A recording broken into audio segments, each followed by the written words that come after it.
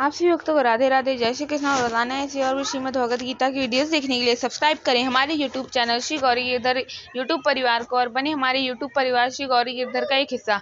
यदि आप सभी ने पहले से ही हमारे चैनल श्री गौरी गिरधर को सब्सक्राइब करके हमारे यूट्यूब परिवार का एक हिस्सा बन चुके हैं तो इसके लिए आप सभी का बहुत बहुत दिल से धन्यवाद और आभार। यदि आप सभी चैनल पर नए हैं या फिर केवल वीडियो देख के चले जाते हैं तो समय को सोचने में बिल्कुल भी व्यर्थ ना करें और बिना सोचे इस चैनल को सब्सक्राइब करके हमारे यूट्यूब परिवार श्री गौरी गिरधर का एक हिस्सा बने, क्योंकि आगे भी इस चैनल पे आप सभी को ऐसे ही और भी बहुत सारी भगवान से जुड़ी नई नई बातें जानने को मिलेंगी। आज की इस वीडियो में हम सभी पढ़ेंगे अध्याय 3 कर्मयोग का श्लोक नंबर 31, 32 और 33। चलिए शुरू करते हैं आज की इस वीडियो को। श्लोक नंबर 31। ये मे मतमिदं नित्यमनुतिष्ठन्ति मानवाः श्रद्धावन्तो अनुसूयन्तो मुच्यन्ते ते अपि कर्म अभि। अर्थ: जो मनुष्य दोष बुद्धि से रहित, अनसूयन्तः और श्रद्धा से युक्त हुए सदा मेरे इस मत उपदेश का अनुष्ठान पूर्वक पालन करते हैं, वे कर्मों से बंधन से मुक्त हो जाते हैं।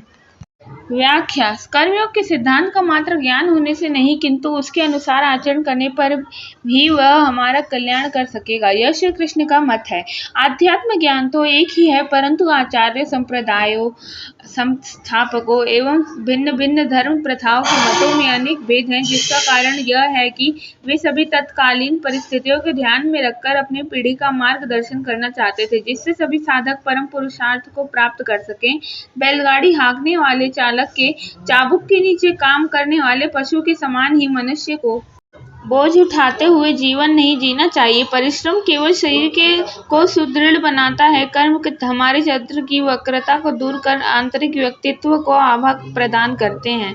यदि हम अपने परिश्रम पूर्वक किए गए कर्मों में अपने मन और मस्तिष्क का भी पूर्ण उपयोग करें, असूया गुणों में दोष दर्शन का त्याग करके एवं श्रद्धा पूर्वक कर्मयोग का पालन करने से ही यह संभव हो सकेगा। श्रद्धा संस्कृत में श्रद्धा का भाव गंभीर है, जिसे अंग्रेजी भाषा में एक शब्द द्वारा व्यक्त नहीं किया जा सकता। श्री शंकराचार्य श्रद्धा को परिभाषित करते हुए कहते हैं कि शास्त्र और गुरु के वाक्यों में वह विश्वास जिसके द्वारा सत्य का ज्ञान होता है, श्रद्धा कहलाता है। यहाँ किसी प्रकार के अंधविश्वास को श्रद्धा नहीं कहा गया है, वरन उसे बुद्धि की वह सामर्थ्य बताया गया है जिससे सत्य का ज्ञान होता है। बिना विश्वास के किसी कार्य में प्रवृत्ति नहीं होती तथा विचारों की परिपक्वता के बिना विश्वास में दृढ़ता नहीं आती है। अनुसूयन्त्य, जिसका अर्थ होता है गुणों में दोष को नहीं देखने वाले। सामान्यतः जगत में हम जो कुछ ज्ञान प्राप्त करते हैं उसे समझने के लिए उसकी आलोचना भी की जाती है, उसके विरुद्ध तर्क दिए जाते हैं, परंतु यहाँ भगवान अर्जुन को सावधान करते हैं कि केवल उग्र वाद विवाद अथवा गहन अध्ययन मात्र में ही इस ज्ञान का उपयोग नहीं है, वास्तविक जीवन में उतारने से ही इस ज्ञान की सत्यता का अनुभव किया जा सकता है। वे भी कर्म से मुक्त होते हैं।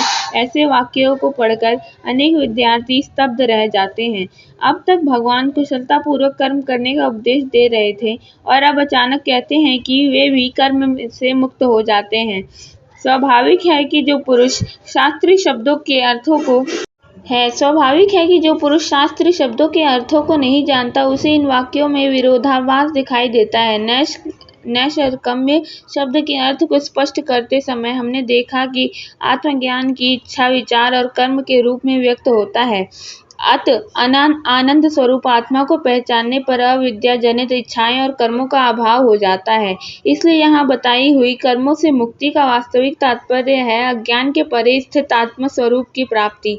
केवल कर्मों के द्वारा परमात्मा स्वरूप में स्थिति नहीं प्राप्त की जा सकती। संसद मार्ग स्वयं संसद नहीं है, किंतु वहां तक पहुंचना पर संसद भवन दूर नहीं रह जाता।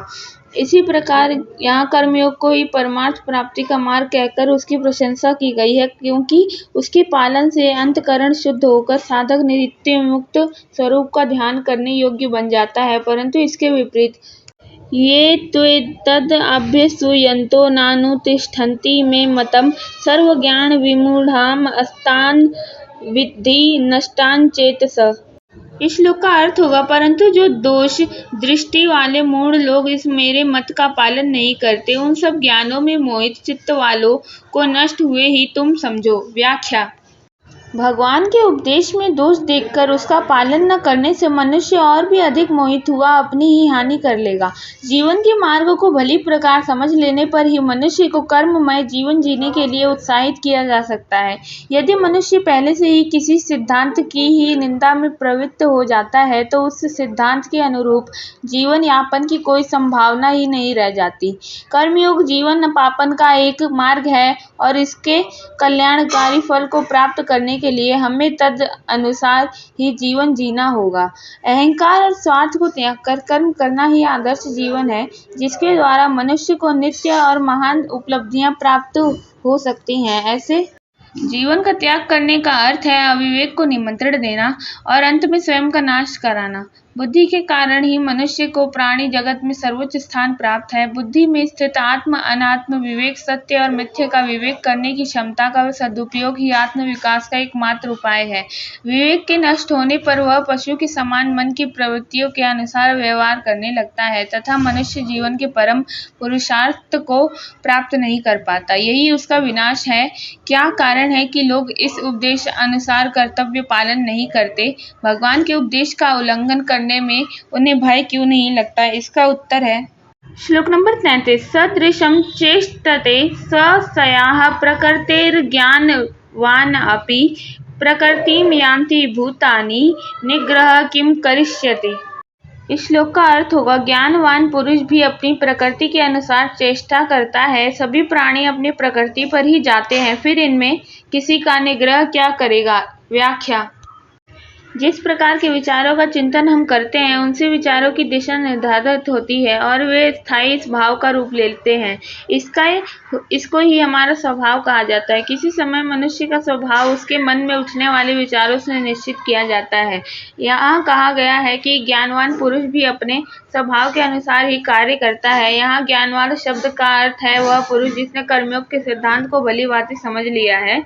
यद्यपि वह सिद्धांत को जानना चाहता है तथापि उसे कार्यान्वित करने में कठिनाई आती है, क्योंकि उसका स्वभाव उसके कार्य में बाधा उत्पन्न करता है। पूर्व अर्जित वासनाओं के कारण इस सरल में परिचित होने वाले सिद्धांत को मनुष्य अपने जीवन में नहीं उतार पाता। इसका एकमात्र कारण है प्राणी मात्र अपने स्वभाव का अनुसरण करते हैं। स्वभाव के शक्तिशाली होने पर किसी का निग्रह क्या करेगा, यह अंतिम वाक्य भगवान के उपदेश में निराशा का उद्धार नहीं किंतु उनकी परिपूर्ण दृष्टि का परिचायक है। वे वस्तु स्थिति से परिचित हैं कि प्रत्येक व्यक्ति जीवन के उच्च मार्ग पर चलने की क्षमता नहीं रखता।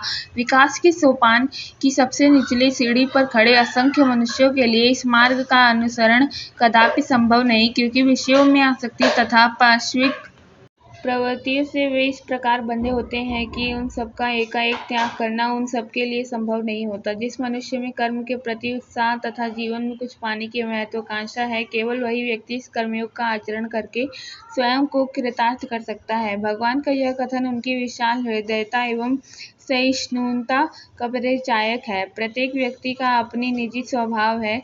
यदि उसी के अनुसार कर्म करने को वह विवश है तो फिर पुरुषार्थ के लिए कोई अवसर ही नहीं रह जाता।